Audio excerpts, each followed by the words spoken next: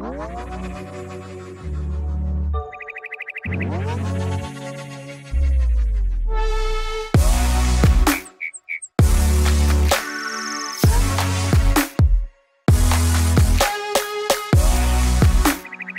everyone, it's the Crypto Lark, and today we are going to be exploring Bitcoin Cash in depth in order to understand just what this cryptocurrency is all about.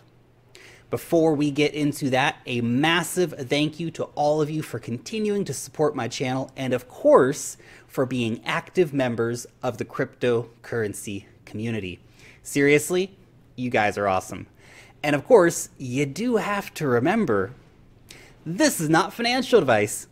I'm not a financial advisor. This is just a dude talking about cryptocurrencies on the internet. Bitcoin Cash, the most contentious and divisive fork to happen to Bitcoin. Well, why did it happen? The stated reasons to fork Bitcoin were that Bitcoin is not functional as cash in its current form, and that big blocks are the only way to scale. The BCH proponents were pushing for 8 megabyte blocks at the time of the fork. However, Bitcoin is scaling without the increased block size. Things like batching and the future Lightning Network will work to increase scalability of Bitcoin massively, and yet bigger blocks will result in a much larger chain, making it less likely for regular people to run nodes, thus increasing the corporatization and centralization of Bitcoin. SegWit, or segregated witness, was a way for Bitcoin to scale more effectively on-chain while removing signature data from blocks. Now, this is a move that was opposed by the Bitcoin Cash community, and yet, if we envision Bitcoin as a global currency used by everyone, everywhere, for everything, then it will indeed need to continue to evolve. Lightning Network will need to prove itself on Bitcoin, and the big blocks will need to continue to grow bigger over on Bitcoin Cash. The next big point was that the fees are too high. It is true, Bitcoin suffered a serious time of insanely high fees back in December and January, but usually Bitcoin is cheap enough to send, but Bitcoin Cash does have consistently lower fees. The sending time for Bitcoin currently is fast enough, but Bitcoin Cash is faster, and at peak times of network traffic back again in December 2017, January 2018, it took days for transactions to process on the Bitcoin network.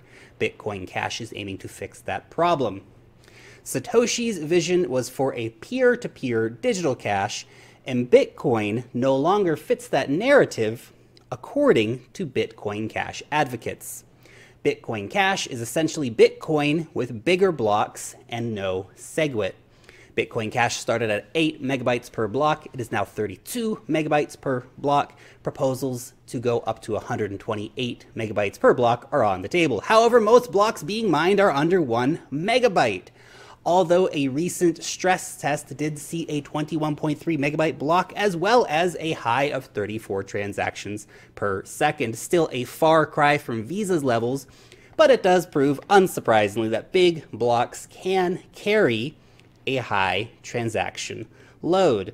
Bitcoin Cash fulfills all of the core tenets of Bitcoin: censorship resistance, permissionlessness, fixed supply, etc., as well as most of the key features of Bitcoin SHA-256 mining, 10-minute block times, etc. We will also see smart contracts coming to Bitcoin Cash and, of course, ICOs. In terms of adoption, we have many examples. BitPay, for example, is accepting Bitcoin Cash payments. FuseX Bitcoin Cash cards. Most importantly, with FuseX, they actually dropped Bitcoin as a payment form, replacing it with Bitcoin Cash. Bitcoin Cash has recently been added on Yahoo Trading and is listed on almost every major exchange. It will also be one of 5 cryptos in Revolut's Cashback crypto program, and many, many more partnerships and use cases on top of this. As well, there have also been some interesting innovations like the Bitcoin Cash Twitter variant called Memo.Cash, which is an interesting development for Bitcoin Cash. Now, certain elements within the Bitcoin Cash community do allege that Bitcoin has been co-opted by Blockstream, one of the many blockchain development companies contributing to Bitcoin.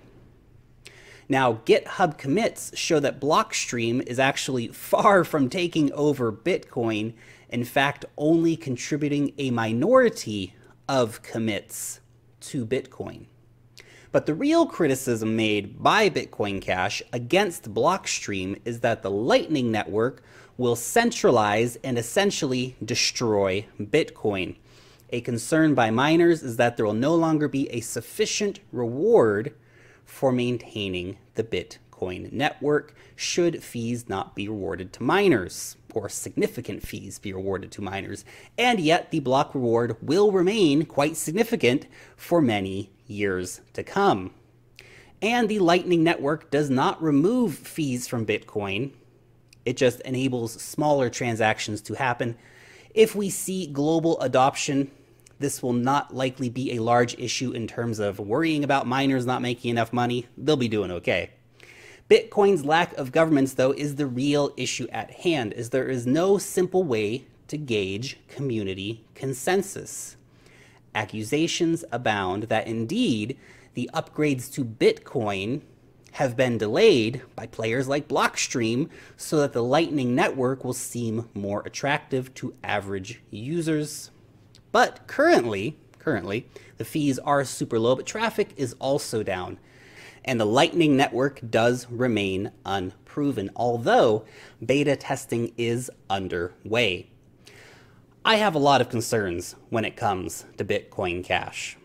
The whole idea of Satoshi's vision, the slavish following of Satoshi's vision, is really more reminiscent of the Bible and the creation of different religious sects, to an extent anyway. Technology evolves, and it needs to happen pragmatically, which is an argument for both bigger blocks and Bitcoin with Lightning Network. But the constant reference back to the vision of Satoshi, what would he have wanted, is kind of ridiculous, to be honest. Bcash, oh boy, I said it. You will get in big trouble if you call Bitcoin Cash Bcash, because if you elide the word Bitcoin from the title, and you have to keep in mind the Bitcoin brand is worth untold billions in value, you will be committing a serious offense because the need to maintain brand recognition is very strong. Another popular name for Bitcoin Cash has become Bitmain Cash due to the massive influence of Bitmain and, most importantly, Jihan Wu. ASIC Boost was a software that gave an unfair advantage to Bitmain.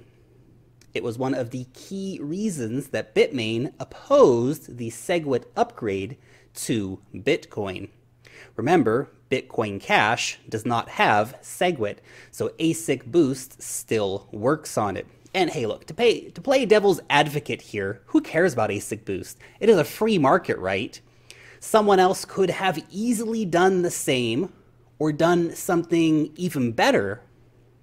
Innovation should be encouraged, and if you can find software that gives you an innovative edge, that should be a good thing. Bitmain now controls over 1 million Bitcoin Cash and is a highly influential player in the Bitcoin Cash scene.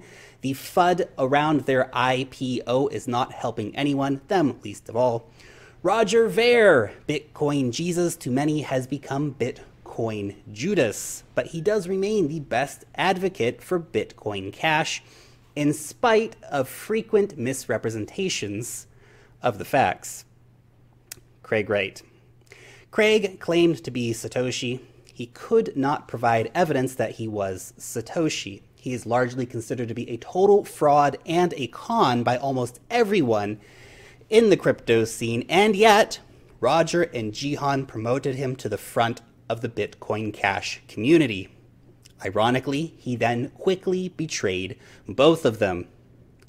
And surprisingly, Craig does have a crowd of admirers, and he is now proposing a fork to Bitcoin Cash called Bitcoin Satoshi Vision.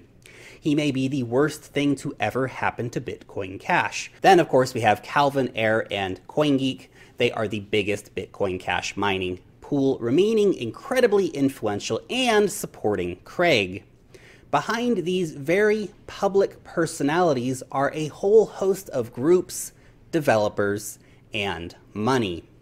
The Bitcoin Cash civil war currently taking place is, of course, primarily about power, not about scaling, not about decentralization or any of those higher ideals, but about greed and who gets the money and power, and has now devolved into the realm of threats, paranoia, accusations, and of course, name-calling.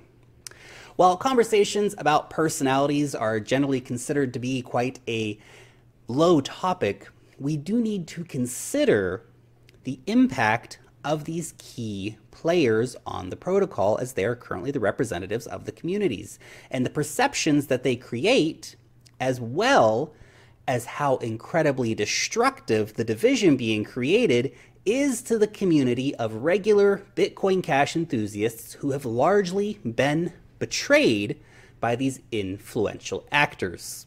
The very real consequences of this infighting is that we may see 3 versions of Bitcoin Cash arise in November. While the leaders are downplaying the possibility of a split, we may indeed see a BCH, a Bitcoin Satoshi Vision, and a Bitcoin Cash ABC. Now, in terms of hash rate, Bitcoin Cash does have a much smaller share of hash rate, with most major miners staying with Bitcoin over Bitcoin Cash, thus making the network much less secure. Infighting within the community can make it likely that the hash rate will fall even more as miners abandon the central Bitcoin Cash community, making network attacks even more likely. Yet we must return to the original conversation about increased block size. The argument was to keep the network so that small miners could still compete. But the Bitcoin mining game has already changed since the time of that conversation happening, and small home miners are largely unable to compete with the massive companies which are spending millions of dollars in infrastructure and, of course, who have dirt cheap energy. Bitcoin and Bitcoin Cash are both big money games, but I feel like currently we see a situation where the major miners are waiting for the civil war, so to speak, to blow over before deciding to invest back into Bitcoin Cash mining, or of course to see if the community crumbles on top of itself. And that brings us to the social media propaganda. Control of various pieces of important internet real estate like Bitcoin.com and the Bitcoin Twitter handle, and through these, the continual spread of misleading information has, to be honest, hurt the Bitcoin Cash brand and community probably more than almost anything else. A solution should win on its own merits, not by attacking others or propagating false narratives. In terms of adoption, Bitcoin is the ubiquitous master of the crypto markets. Bitcoin Cash has very few exchange pairings. Merchant adoption is on par with other altcoins, but comes nowhere near Bitcoin's global adoption levels. The civil war will make it much less likely that merchants, at least in the short term, will be adopting Bitcoin Cash. Looking at competition, there are many cryptos which are faster and cheaper, or in fact, free, but which do not carry the name Bitcoin. In terms of usage, currently Dogecoin and Litecoin have similar daily volume. And Bitcoin Cash is about 1/10 of what Bitcoin does on a daily basis. But current usage does not indicate future usage, and while Bitcoin Cash has seen a massive downturn in transaction volume, so have all other cryptocurrencies, and a recent stress test has proved that Bitcoin Cash can support a large number of daily transactions. Lots of opportunities do still exist for Bitcoin Cash if they can keep their community together. I want to be clear here, I do not hate Bitcoin Cash, but these are real questions and real concerns that the community does need to be addressing. So what about the future potential of Bitcoin Cash? Well, Bitcoin Cash may have been one of the best things to happen to Bitcoin, as a lot of the personalities who wanted to make war on Bitcoin have actually forked off and are now making war on each other. Well, Bitcoin can get back to the business of worrying about how to scale and, of course, about real issues like censorship resistance versus states, and, of course, challenging the global financial system. Furthermore, the ongoing Bitcoin Cash civil war would be a great chance for the Bitcoin Cash community to let some of the highly divisive characters exit with grace. If these destructive characters leave, then perhaps the Bitcoin Cash community can get back to fulfilling its vision of being digital cash. At the end of the day, the market will determine what has value. The market will determine what it wants. Forking is actually very healthy for the ecosystem as it tries out new ideas. It increases competition, and it also increases innovation. And the big block experiment with add-ons like smart contracts may actually prove to be a very compelling model moving forward. But currently, the market is deciding against Bitcoin Cash in terms of its price today, as well as adoption. And in spite of the infighting, there is a real community behind Bitcoin Cash, which should not be so easily dismissed or disregarded in these conversations. And those people are continuing to push forward with what they believe is the best iteration of Bitcoin. And that community is important because in the end, we all want a global, censorship-resistant, permissionless form of money. Even if we disagree about how to get there, the goal of tearing down the corrupt financial system should remain a uniting factor for the Bitcoin and the Bitcoin Cash communities.